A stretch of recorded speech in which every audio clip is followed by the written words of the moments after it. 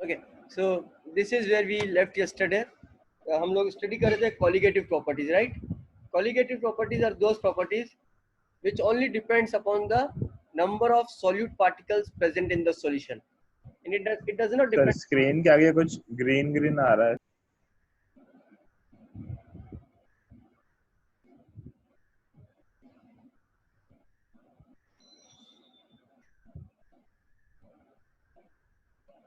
अब ठीक है, हाँ सर अब सही है. मेरे सामने तो स्क्रीन के आगे कुछ ग्रीन ग्रीन आ रही ना, तो मेरे को पता नहीं चलता है. अगर तुम लोग को कुछ भी डिस्टर्बेंस आए तो मेरे को बोल दिया करो. Okay, so and be quick in reminding, जैसे फर्दी ने फटाक से बोल दिया, don't wait for the things to change. मैंने कुछ नहीं किया, वापस से स्क्रीन को शेयर कर लिया, वो ग्रीन ग्रीन हट गया. ओके, सो कॉलिगेटिव प्रॉपर्टीज वो प्रॉपर्टीज होती है which only depends upon the number of particles. Okay, it doesn't depends upon the identity of the particle कि particle कैसा है, ionic है या whatever. Okay, so you only have to count the number of particles which are present in the solution, और उस count के basis पे जो इस प्रॉपर्टी का वेरिएशन होता है उन प्रॉपर्टीज को कॉलिगेटिव प्रॉपर्टीज बोलते हैं. So there are basically 4 colligative properties जो कि बहुत इंपॉर्टेंट है. One is relative lowering of the vapor pressure.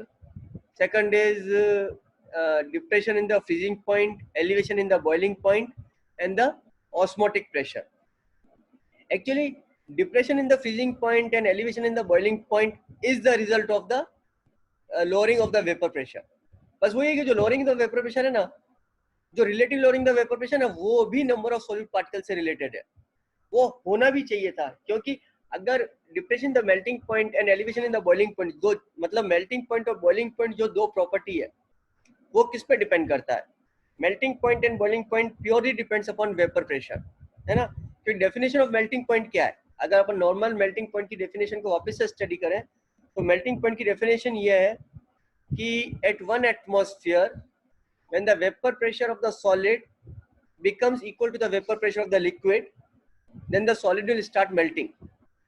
Okay, boiling point की definition ये है कि when the vapor pressure of the liquid becomes equal to the atmospheric pressure, the liquid will start boiling. Okay, और ये दो जो phenomena define होते हैं मेल्टिंग पॉइंट और बॉइलिंग पॉइंट, ये एक्चुअली क्लोज कंटेनर में डिफाइन होते हैं, और वहां पे जाके फिर हम लोग उसका इंटरनल अंदर से वेपर प्रेशर को मेजर करते हैं. ओके, सो अगर मेल्टिंग पॉइंट और बॉइलिंग पॉइंट वेपर प्रेशर पर डिपेंड करते हैं, melting point and boiling point are colligative properties, मतलब depression in melting point and elevation in boiling point are the colligative properties. और क्योंकि ये दोनों प्रॉपर्टीज प्योरली वेपर प्रेशर पर डिपेंड करती है, तो वेपर प्रेशर में जो वेरिएशन आएगा वो भी कॉलिगेटिव प्रॉपर्टी होना चाहिए. बट वेपर प्रेशर में डिफरेंस, सिर्फ वेपर प्रेशर का डिफरेंस कॉलिगेटिव प्रॉपर्टी नहीं है, the relative lowering of the vapour pressure जो है ना वो कॉलिगेटिव प्रॉपर्टी है. सो वी फाइंड आउट अगर जो डिप्रेशन है, जो वेपर प्रेशर रिड्यूस हुआ है, that is P1 not minus P1, then this ratio that is the lowering of the vapour pressure का ratio, that is really is equal to N2 upon N1 plus N2. और अपन generally dilute solutions की बात करेंगे. Dilute solutions का मतलब है the number of solid particles is much much less than the number of the solvent particles. So you can ignore N2 because N2 is much much less than N1. जो अच्छा सवाल बनेगा वो इसके around revolve करेगा, जहाँ पे तुम्हें को इंटेलिजेंटली क्या बोलते हैं अप्रोक्सीमेशन लेना है और फटाफट सॉल्यूशन सॉल्व करना है सवाल को. अगर तुम इंटेलिजेंटली अप्रोक्सीमेट नहीं कर पाते हो तो एग्जाम में उलझ जाओगे. इस थ्योरी में सिर्फ और सिर्फ अप्रोक्सीमेशन वाला सवाल ही अच्छा होता है और कुछ अच्छा नहीं होता. Then elevation in the boiling point, it was very simple. हम लोगों ने लास्ट टाइम किया था कि सपोज कर लो वाटर का बॉइलिंग पॉइंट 100 डिग्री सेल्सियस है, और अगर अपन ने उसमें कुछ इम्प्योरिटी ऐड कर दी है तो उसका बॉइलिंग पॉइंट 101 हो गया. then delta TB is 1 degree Celsius or 1 Kelvin whatever, because on the Kelvin scale and the centigrade scale दोनों का जो रेंज है वो 100 का है. so here it doesn't matters to me, but otherwise you have to work in SI unit. is equal to kbm, where m is the molality. Molality is number of solute particles present per kilogram of solvent, remember here. and the constant proportionality kb is known as boiling point constant or molar elevation constant or ebullioscopic constant. Okay, on the same line, okay, the unit of kb is Kelvin kilogram per mole. ये भी तुम्हारे को याद रहना चाहिए, क्योंकि अगर उसको इस पार्ट को ग्राम में दे दिया then you have to change it the value of kb. Okay, Same thing is valid for the depression in the freezing point. Delta TF is directly proportional to M, that is a molality, number of moles per kilogram of solvent. So delta T, this Kf is the constant. Kf is a freezing point depression constant और molal depression constant और cryoscopic constant, खाली नाम है ये सब. Remember जैसे water होता है वो 0 डिग्री सेल्सियस पे जाके फ्रीज हो जाता है.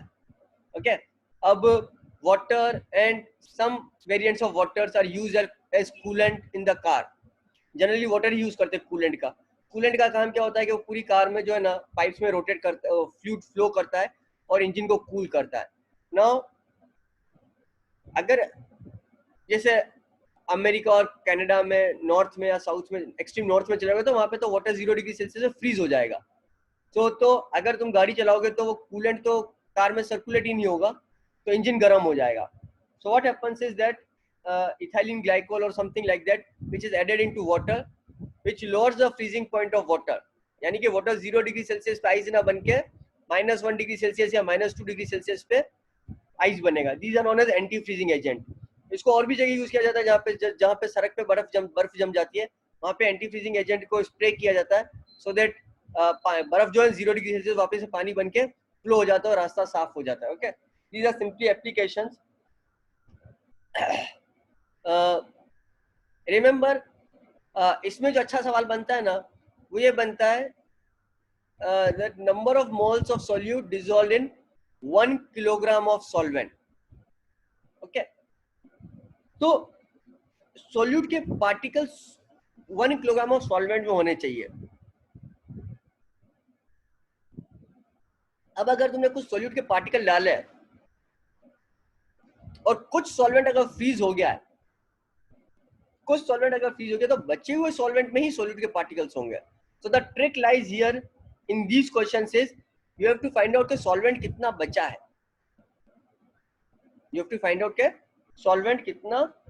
है. ओके, सो एक ही ट्रिकी क्वेश्चन इधर बनता है और कोई ट्रिकी क्वेश्चन नहीं बनता. बाकी तो सारे सिंपल क्वेश्चन है. डेल्टा टी एफ इज के एफ एम, या तो एम दे रखा है या तुम्हारे को एम निकालना पड़ेगा, के एफ की वैल्यू दे रखी है और सीधा सीधा डेल्टा टी एफ निकाल लो. Are you following me what I am saying? Okay, I will again repeat it. मैं क्या बोल रहा हूँ. अगर मैंने कुछ अमाउंट ऑफ सॉल्वेंट लिया तो और कुछ अमाउंट ऑफ सॉल्यूट को उसमें ऐड किया, तो आई वाज अज्यूमिंग कि इतना अमाउंट ऑफ सॉल्यूट ऐड करने से इसका फ्रीजिंग पॉइंट इतना कम हो जाएगा. लेकिन ऐसा नहीं हुआ, उसके पहले ही कुछ सॉल्वेंट फ्रीज हो चुका है. तो अब जो सॉल्यूट बचा है वो रिमेनिंग अमाउंट ऑफ सॉल्वेंट में बचा हुआ. इसीलिए the amount of solute which I added, suppose हम एक्सपेक्ट करते हैं कि वो 2 डिग्री सेल्सियस से टेम्परेचर को डिप्रेस करेगा फ्रीजिंग पॉइंट को, वो 2 डिग्री से ना करके 1.5 से ही करेगा.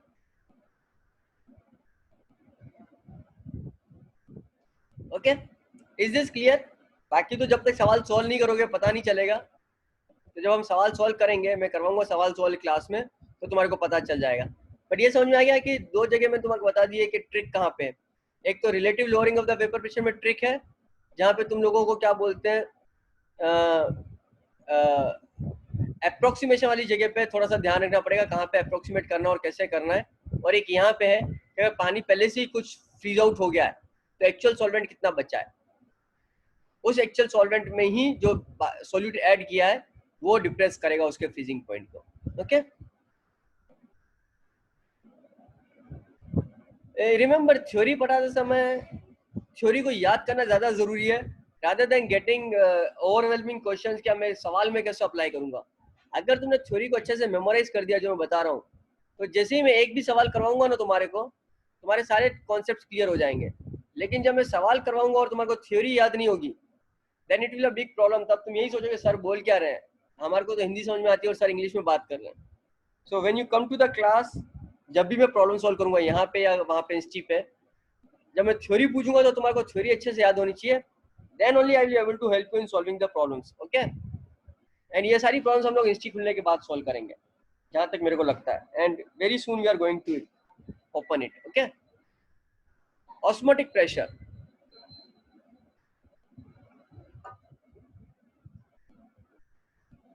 मैंने तुम्हारे को लास्ट क्लास में एक क्लोज्ड कंटेनर में 2 बीकर लिए थे, है ना, और एक बीकर में मैंने प्योर सॉल्वेंट लिया था और एक बीकर में मैंने सॉल्वेंट में सोल्यूट को मिक्स कर दिया था।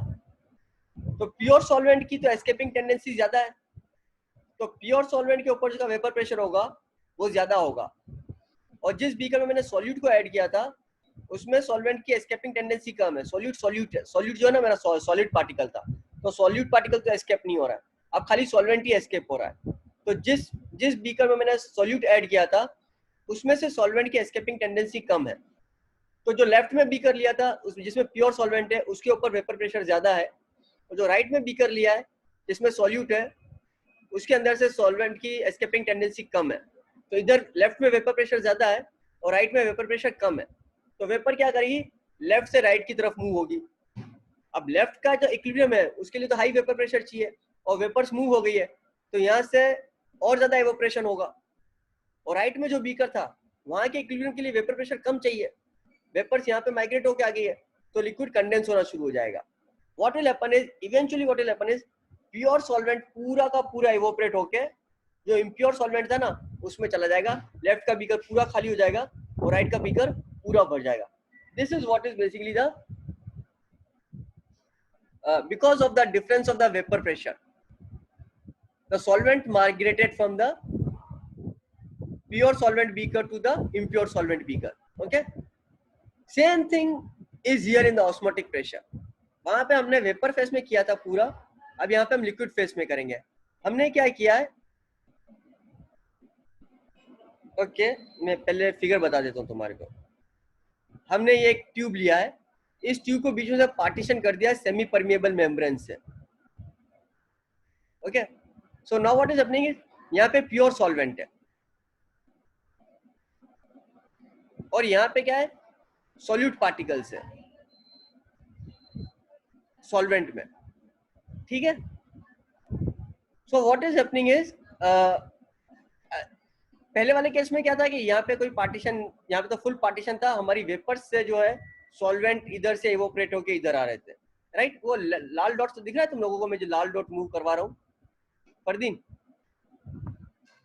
ओके अच्छा सर दिख रहा है। ऐसे जो है ना हमारा वेपर फेस में जो है ना मूवमेंट हो रहा था, जो मैंने क्लास में पहले एग्जांपल करवाया था। अब ये वेपर फेस में नहीं है, ऊपर से तो अपन ने बंद कर रखा है, यहाँ पे एक सेमी परमिएबल मेम्ब्रेन लगा रखी है अपन ने, यहाँ पे एक सेमी परमिएबल मेम्ब्रेन लगा रखी है। Okay, so now what we are saying is that passage of pure solvent from the region of lower concentration, solvent का लोअर कंसंट्रेशन कहाँ पे, जहाँ पे वो प्योर स्टेट में, और जहाँ पे सोल्यूट डिसॉल्व कर रखा है वहां पे उसका कंसंट्रेशन कम है सॉल्वेंट का, जहाँ पे सोल्यूट डिसॉल्व कर रखा है वहां पे सोल्यूट का कंसंट्रेशन ज्यादा है रिलेटिवली। रिलेटिवली जो प्योर सॉल्वेंट है उसमें प्योर सॉल्वेंट का कंसंट्रेशन कम है through a semi permeable membrane. Okay, so now what is the driving force for the movement of the solution or the solvent? That is known as osmotic pressure. The behavior of the osmotic pressure is same as the behavior of the vapor pressure, जब हमने relative lowering of the vapor pressure की बात की थी। Okay, so osmotic pressure is difference in the pressure between the solution and the solvent system. Okay, एक equation हम लोग देखेंगे अभी, वो इक्वेशन हमारे को बताएगी कि क्या डिफरेंस होता है। So it is a difference in the pressure between the solution and the solvent system. अभी हम प्रेशर वेपर प्रेशर की बात नहीं कर रहे, हम बोल रहे हैं कि सॉल्यूशन के अंदर भी कोई प्रेशर है। रिमेंबर जब मैंने वेपर प्रेशर पढ़ाया था तो मैंने क्या बोला था, हर बुक में ये लिखा है कि वेपर्स लिक्विड के ऊपर से जो प्रेशर एक्सर्ट कर रही है उसको वेपर प्रेशर बोलते हैं। और मैंने क्या बोला था कि अंदर से जो लिक्विड के अंदर जो मॉलिक्यूल्स है जिनकी एस्केपिंग टेंडेंसी, जिनके पास ज्यादा काइनेटिक एनर्जी आ जाती है, वो सरफेस पे आके एस्केप हो जाते हैं, तो अंदर से लिक्विड मॉलिक्यूल भी एस्केप होने के लिए एक प्रेशर एक्सर्ट कर रहे हैं, इसको भी तुम लोग वेपर प्रेशर बोल सकते हो। In the equilibrium the escaping tendency from the inside and the condensing tendency from the outside is equal. Okay, so vapor pressure can also be known as what is the force which is coming from inside. और यहाँ पे लगभग वही definition use हो रही है। See, these are loose definitions I am trying to explain you. Rigorous definition तो वही यूज करोगे जो बुक में होती है। This is only for the understanding purpose. तो एक तरफ सॉल्यूशन है और एक तरफ प्योर सॉल्वेंट है। तो दोनों के बीच में कुछ प्रेशर का डिफरेंस है। तो जहां पे प्रेशर कम है वहां पे थोड़ा सा ज्यादा प्रेशर लगा दो, तो यहाँ का कम वाला जो प्रेशर है उसमें जो भी प्रेशर कम था वो एक्स्ट्रा प्रेशर लगा दिया, अब दोनों तरफ प्रेशर इक्वल हो जाएगा, तो जो फ्लो है वो रुक जाएगा। तो व्हाट वी से is excess pressure which must be applied to a solution in order to prevent the solvent into the solution through a semi permeable membrane.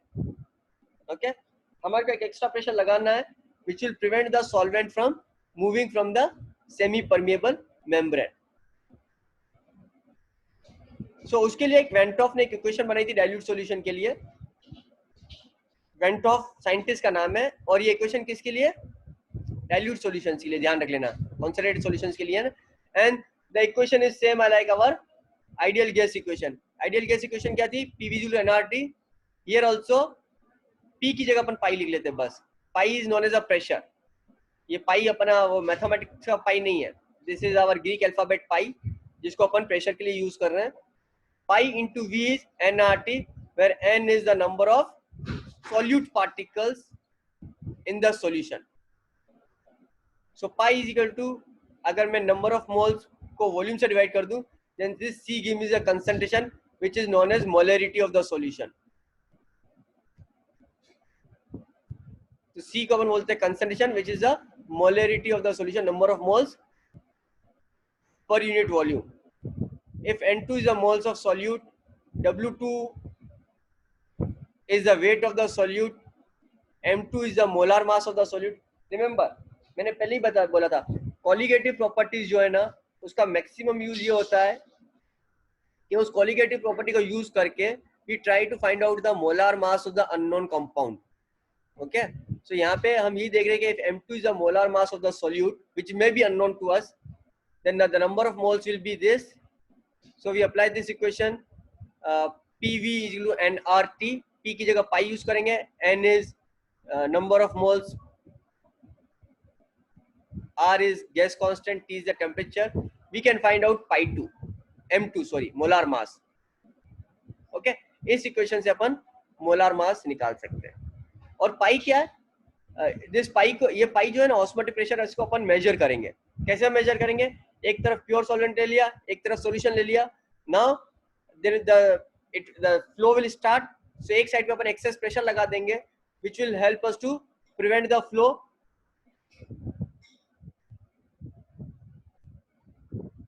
और वो जो प्रेशर होगा उसको अपन ऑस्मोटिक प्रेशर बोलेंगे।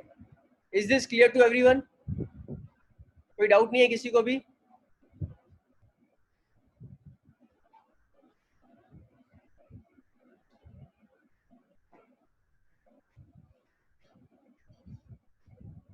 Just give me an reply अगर समझ में आ गया तो, ताकि मैं आगे बढ़ जाऊं फिर।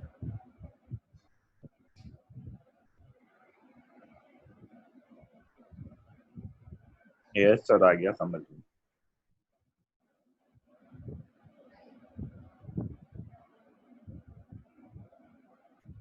ओके ठीक है, कुछ स्टूडेंट्स का रिप्लाई आ गया, सो लेट्स मूव फॉरवर्ड।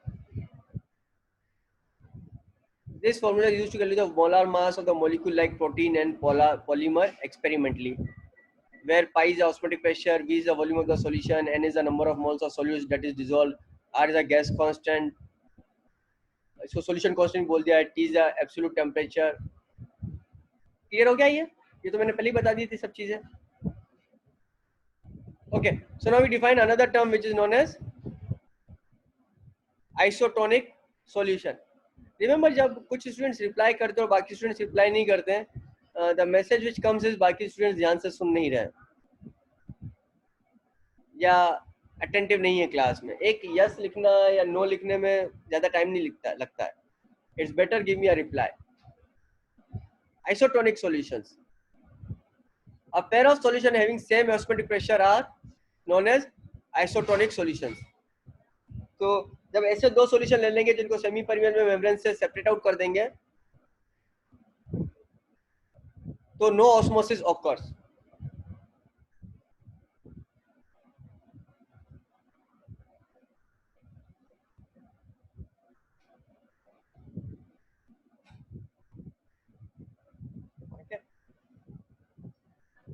तुम लोगों ने वेपर प्रेशर वाला भी जब मैंने एक्सप्लेन किया था तुम लोगों ने देखा ना, हुआ क्या था एक्चुअली कि प्योर सॉल्वेंट माइग्रेट हो गया था इम्प्योर सॉल्वेंट में। तो बेसिकली अगर तुम लोगों ने आरओ का नाम सुना होगा, RO is basically reverse osmosis.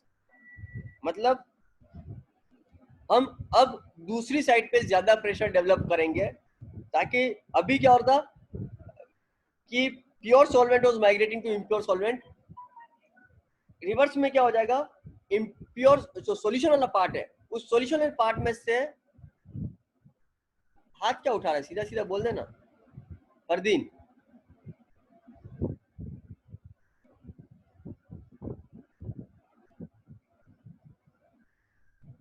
Fardeen yes sir. हाथ क्यों उठाया? पता नहीं है, हो गया सर। ठीक है। तो रिवर्स ऑस्मोसिस में क्या होता है, हम उल्टा प्रेशर डेवलप करते हैं सो दैट सॉल्यूशन में जो सॉल्वेंट है वो सॉल्यूशन में से निकल के सॉल्वेंट में चले जाए। और वो तब तक ही पॉसिबल होगा जब तक अपन एक एक्स्ट्रा प्रेशर लगा सकते हैं, जब सॉल्यूशन वाला पार्ट बहुत ज्यादा कॉन्सेंट्रेट हो जाएगा सॉल्यूट पार्टिकल से, उसके बाद फिर उसमें से प्योर सॉल्वेंट को निकालना मुश्किल हो जाएगा।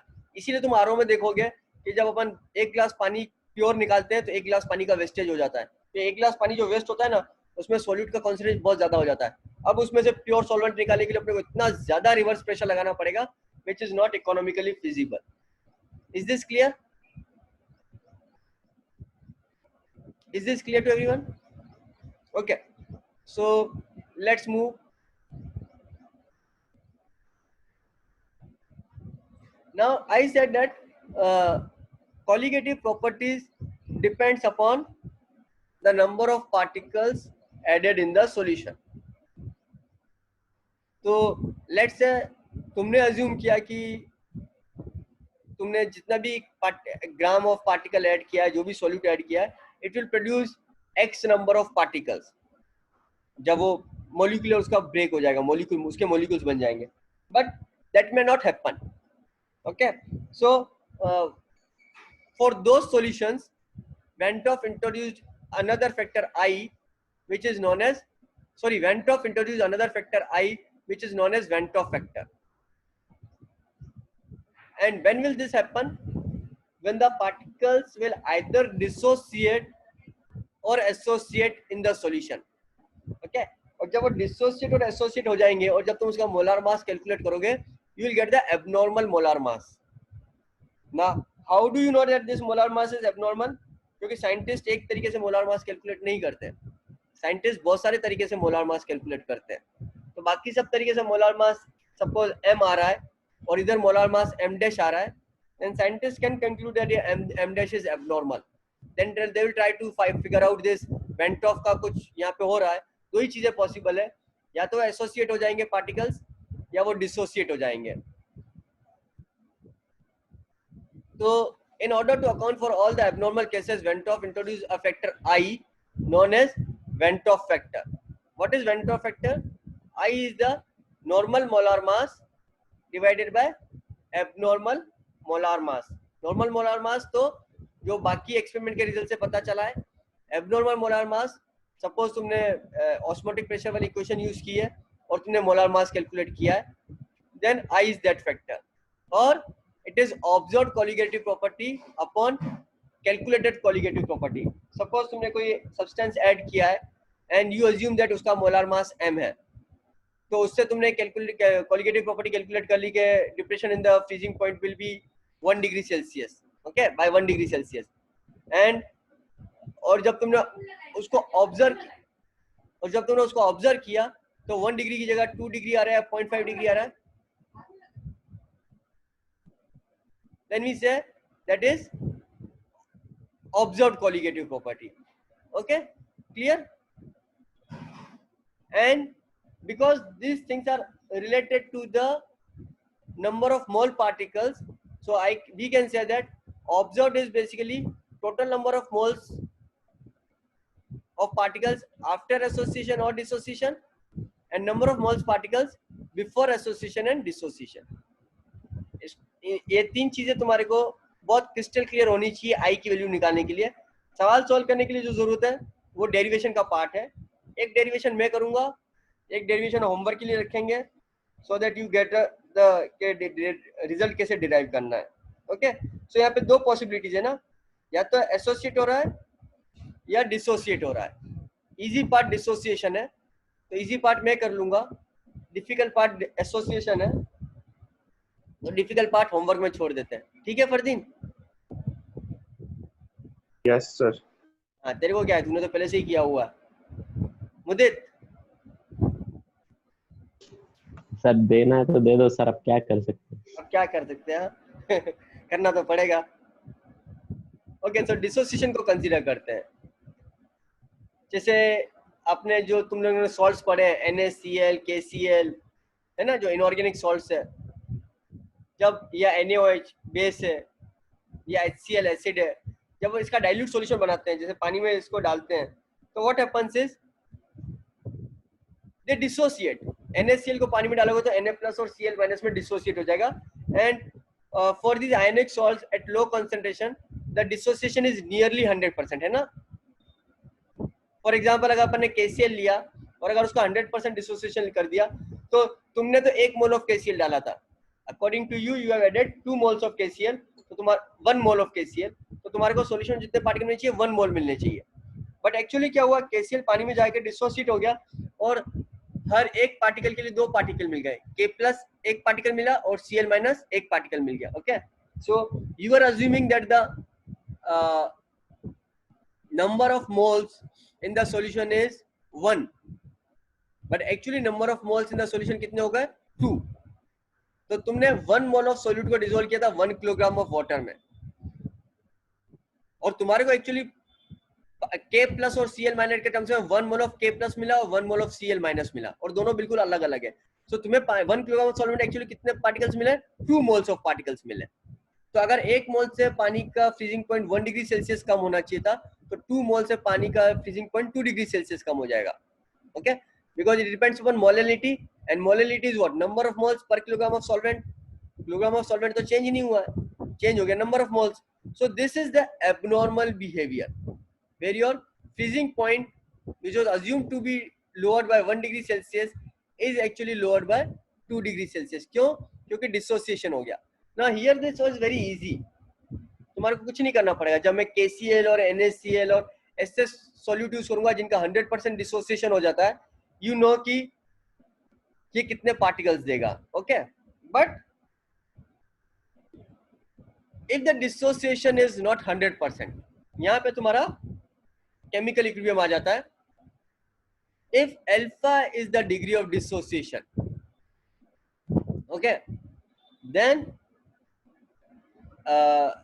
यहाँ पे तुम्हारे को हमेशा तुम ओके, केमिकल इक्विलिब्रियम का पार्ट है, I am not going to the details of it, I will assume कि तुम्हारे को ये आता है। So let's take a salt whose dissociation constant is alpha। Okay, तो सॉल्ट है A1 A2 A3 AN, मतलब मैंने उसमें n एटम्स ले लिए। KCl में 2 ही थे, K और Cl। मैंने कोई कॉम्प्लेक्स सॉल्ट ले लिया जिसमें n एटम्स है, वो डिसोसिएट हो जाते हैं A1 + A2 + A3 + AN में, n में। तो बिफोर डिसोसिएशन अपन ने कितने मोल से ऐड किए थे, 1 मोल। डिसोसिएशन के पहले 1 मोल था और ये सब तो 0 थे, और जब उसको पानी में ऐड कर दिया, किसी भी सॉल्वेंट में ऐड कर दिया, तो let's say alpha is the degree of dissociation, तो 1 मोल में से अल्फा मोल डिसोसिएट होगा। ठीक है, हर एक मोल के डिसोसिएशन में एक A1 का 1 बनेगा, A2 का 1 बनेगा, A3 का 1 बनेगा, AN का 1 बनेगा। तो अगर अल्फा मोल्स डिसोसिएट हुए तो A1 के अल्फा मोल्स बनेंगे, A2 के अल्फा मोल्स बनेंगे, A3 के अल्फा मोल्स बनेंगे, AN के अल्फा मोल्स बनेंगे। तो ये टोटल कितने हैं, ये टोटल n पार्टिकल्स है। तो तुम्हारे पास टोटल कितने मोल्स जनरेट हो गए, n टाइम्स अल्फा। और यहाँ पे तुमने 1 मोल ऐड किया था, बच्चे कितने, 1 minus alpha. So what is the total number of moles after dissociation, 1 minus alpha plus n alpha. So van't Hoff factor को कैसे डिफाइन किया था, total number of moles after association और dissociation divided by total number of moles before association और dissociation. तो हमने तो एक ही मोल ऐड किया है, so we are expecting only 1 mole in the solution, but अपने पास एक्चुअली सॉल्यूशन में कितने मोल्स है, 1 minus alpha plus n alpha, and this comes out to 1 plus alpha into n minus 1। So alpha is equal to I minus 1 upon n minus 1. So now I actually known to us. I कैसे known to us है? Because I is also defined as observed colligative property upon normal colligative property. उससे तुम्हारे को I already पता चल चुका है. Now you can use this result to find out the degree of dissociation of such salt in the water. और अगर alpha दिया हुआ है तुम्हारे को तो तुम I निकाल सकते हो, और I निकाल के फिर तुम मॉडिफाइड जो इक्वेशन होगी तुम्हारी delta T is equal to K M वाली जो इक्वेशन होती है उसमें वेंटो फैक्टर आई से मल्टीप्लाई कर दो और तुम्हारे को नया डेल्टा टी मिल जाएगा. Is this clear to everyone? Dissociation वाला सबको क्लियर है? How to apply in the colligative property एक बार छोड़ दो, मैं एक सवाल करवाऊंगा तुम्हारे को क्लियर हो जाएगा. बाकी सबको क्लियर हो गया ये?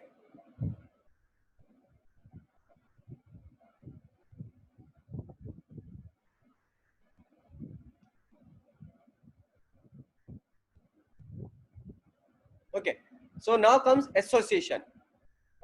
जैसे कि इथेनोइक एसिड होता है, वो वाटर में जाके एसोसिएट हो जाता है, दो मॉलिक्यूल कंबाइन होकर एक मॉलिक्यूल बन जाते हैं, and that is because of the hydrogen bonding.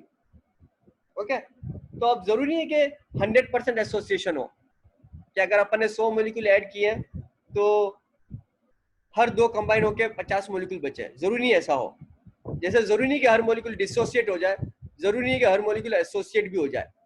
So that is a homework for you.